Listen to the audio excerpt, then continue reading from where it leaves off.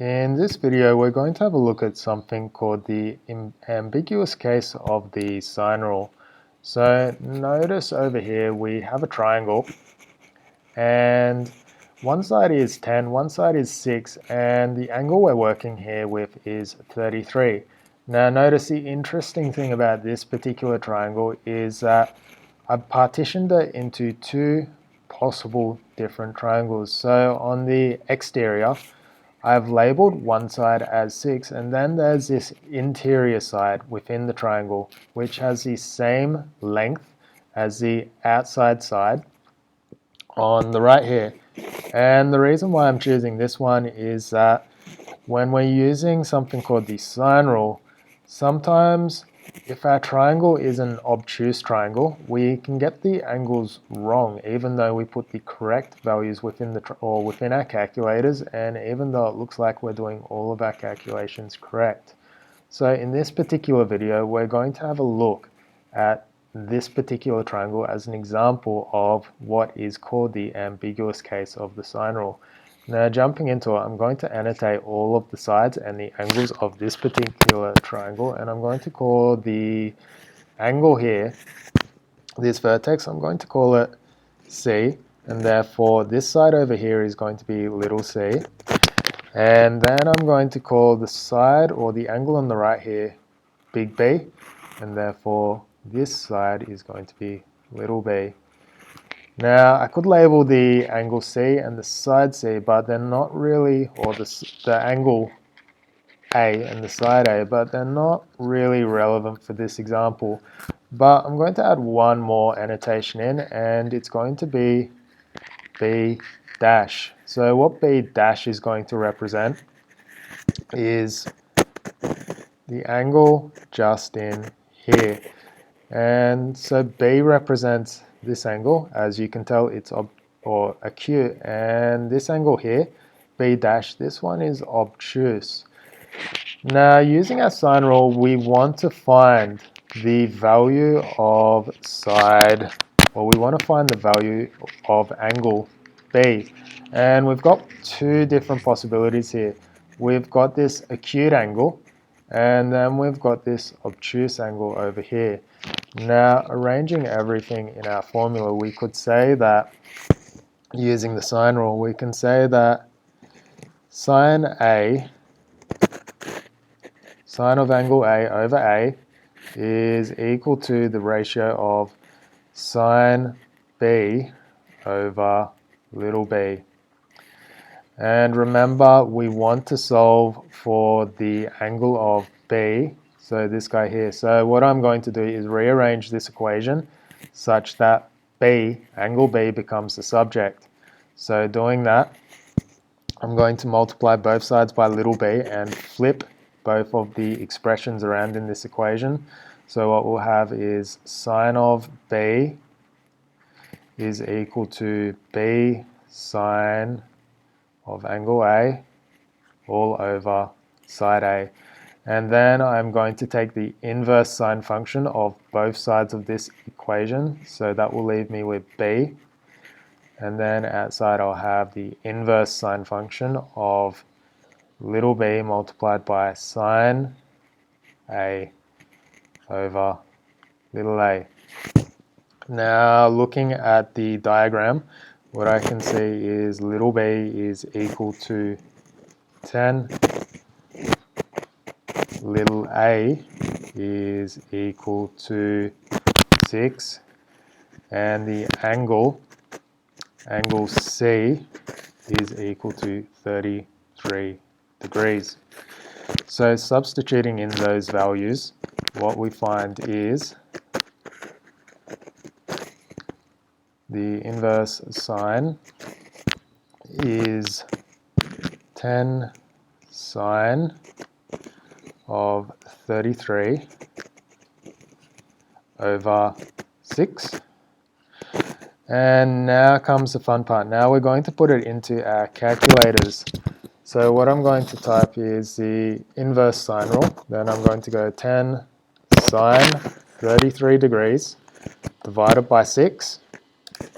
And what my calculator is going to tell me is that it is a value of 65.19 degrees. So what you can see here is that it's found the acute angle. And the reason I say it's acute is because it's less than 90 degrees. So what we can see here is that regular B is equal to 65.19. But what if we were looking at this B dash? Clearly that one is an obtuse angle. So why is it that a calculator has only told us the acute solution to this triangle, or the acute version of this triangle? And the thing is, it's down to the way in which the sine rule works.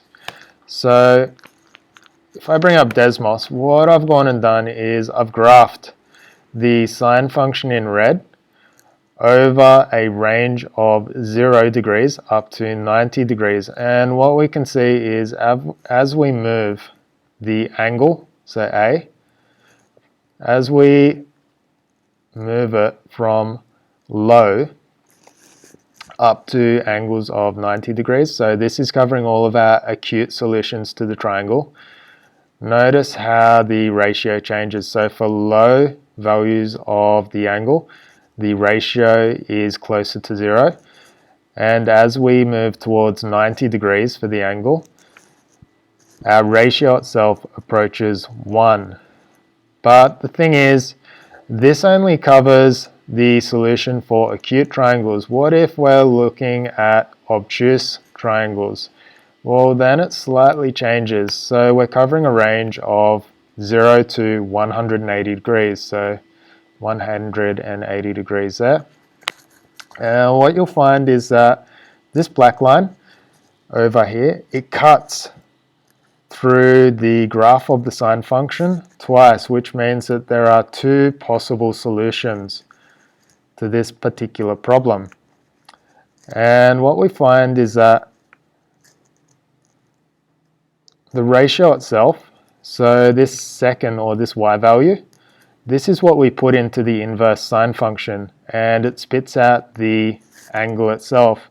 So when we got an angle of, say, 65 degrees, we've actually got a ratio, or when we've got a ratio of 0.9063, which is what we put into the calculator. For the acute solution, it spits out roughly 65, but for the acute, or the obtuse solution, it's actually 115. So it's not that the calculator has told us the wrong solution, but rather it's just told us the first of two solutions. So now you might be asking, well, if we don't have Desmos, how do we know what the angle is going to be in the triangle itself? And the way in which we can find that out is it becomes a geometric problem. So notice that this side that I've scribbled in blue, if we add the B dash plus B together, you'd notice that it forms a straight line. So therefore, B dash plus B is 180 degrees.